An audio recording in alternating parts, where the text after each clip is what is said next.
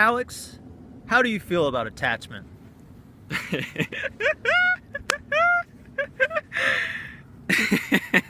I call you Alex? Oh, you laughed. You weren't even attached to it. That's fucking awesome. Oh, attachment. I think attachment is something very human. I think it's very human, and it's a very natural part of the evolution of the spiritual in the human to be attached to things, stuff, people, relationships, status. Yeah, it's very, very human, and a lot of beautiful art and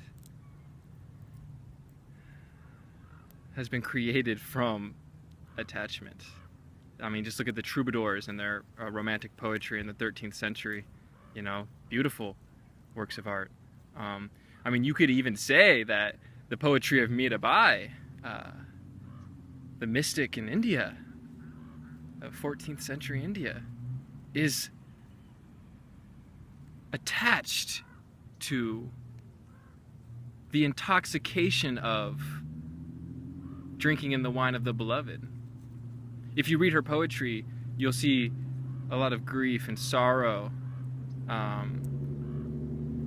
because the mystical state of cognition, the mystical state of reverie, it can't be maintained at every point in the day. And so when you come out of that state, you know, there's a sorrow because you feel an absence of your lover.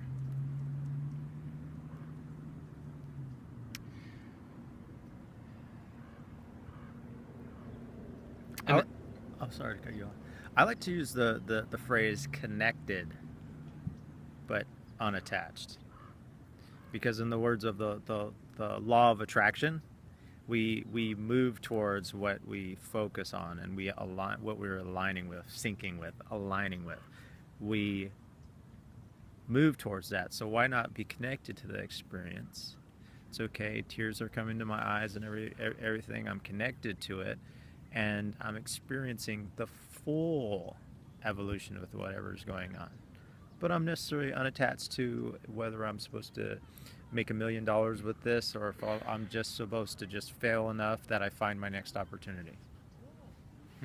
I like that connection, but unattached. Yeah, there's a very beautiful poem I once wrote that came out of a mystical state of reverie, and it was: to let the butterfly fly free takes courage, such immense courage. A warrior has no obsessions and gives through non-attachment, for his intensity of presence is the most precious gift of all. So the butterfly represents that living, vibrating reality, this alive presence, reverberating inside of my soul, totally free, complete freedom. To stop seeking that, to let life be, that takes a lot of courage. To let things be and accept them as they are, to surrender, to not give thought such importance in determining your experience of this moment, because it's thought that we get lost in and causes us so much suffering, because it's the thought that paints the story Nishida Kataro once talked about how mental imagery and thought are different degrees of the same phenomena.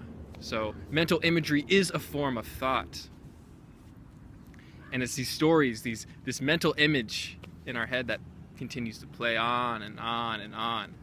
And then we follow it, and then we analyze it, and we reflect on it, and we contemplate about it.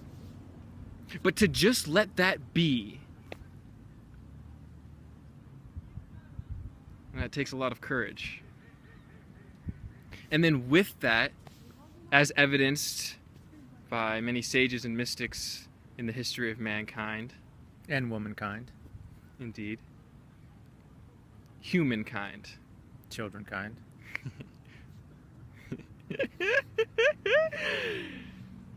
there's no more obsessions. And I think specifically you see this in the Buddhist sphere. And from that, you are just giving to life. Every step is a blessing to everything around you.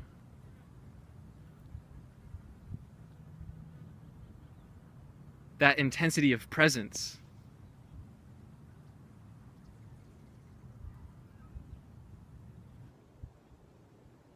The fragrance of love. Thich Nhat Hanh once talked about how love requires presence. So this intensity of presence is a love